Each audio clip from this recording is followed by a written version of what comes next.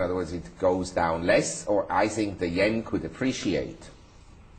Now, with all this uncertainty in equity markets, in the past you've been a big fan of gold. Are you still bullish on gold? Is it worth buying now? Yes.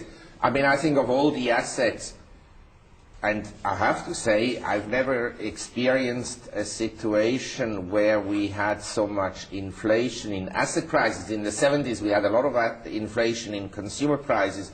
Now, since 2002, we had a lot of inflation in art prices, in real estate prices, in commodity prices, and in equities. And so everything has become inflated. Now the question is, what is less inflated and what is more inflated, and where are the fundamentals of demand, supply relatively favorable in the long run? I think on one thing you can count. The American Federal Reserve will print money. They have no other option. The system is highly leveraged. They cannot pursue really tight monetary policies, and we have increased interest rates in the US to 5.25% on the Fed fund rate. But that doesn't mean that the monetary policy has been tight, because had it been tight, the asset markets wouldn't have gone up until recently. But anyway, I think that gold, in comparison to, say, copper, nickel, tin, zinc, and so forth, and oil, hasn't gone up all that much. It's gone up since 2000. It's doubled vis-à-vis the Dow Jones and vis-à-vis the S&P 500, but from a very low level. And so I think around the 670 level on the gold price per ounce, gold is not terribly overvalued. In an environment of tightening liquidity, however, I would be surprised if gold went up when everything else goes down. But I would look at the buying opportunity in gold, say, on a 5 to 10% correction. A 5 to 10% correction over what time frame? Well, I think in our business there's a saying, don't give a time frame and a price target, because you're sure going to be wrong about the one or the other.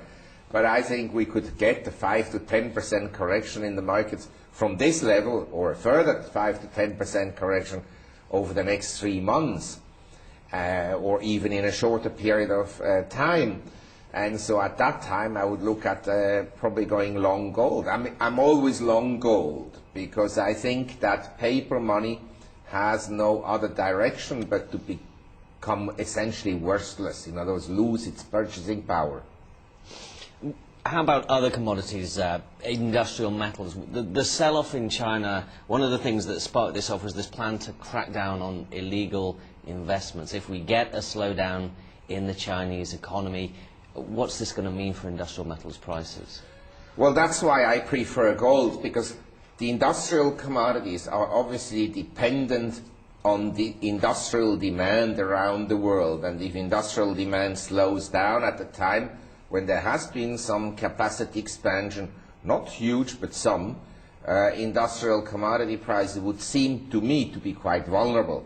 There are some exceptions. Say, cotton is considered as an industrial commodity and hasn't gone up at all, and the price is depressed. Or you have other commodities among the, say, softs, like sugar. Last year it was down almost 50%. It's around 10 cents a pound now. I think it's relatively attractive, especially in an environment where everybody is rushing to produce ethanol from corn, when actually the production out of sugar in countries like Brazil is much more productive and efficient. Okay. So agriculturals would be worth buying, stay away from industrial metals? I would rather stay away from industrial metals, and I would buy gold, because I think that the gold bull market will end when there will be lines of people in front of gold shops buying gold because they want to move out of cash, when they really become afraid that paper money loses all its value.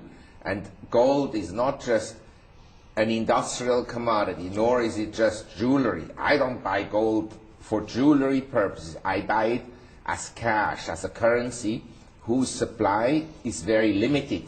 Whereas, as we've seen in the Eurozone, in the United States, in all the countries, money supply is growing very rapidly, and if money supply isn't growing very rapidly, then certainly debt growth has been very strong. I think last time we spoke you were saying buy physical gold and keep it in a bank account anywhere except the United States. Correct. Is that still Yes. the case? Yes. Certainly you don't want to own any gold in the United States, because if I'm right and the price of gold goes up as much as I think it will, at that time I would imagine that in the US they will expropriate gold.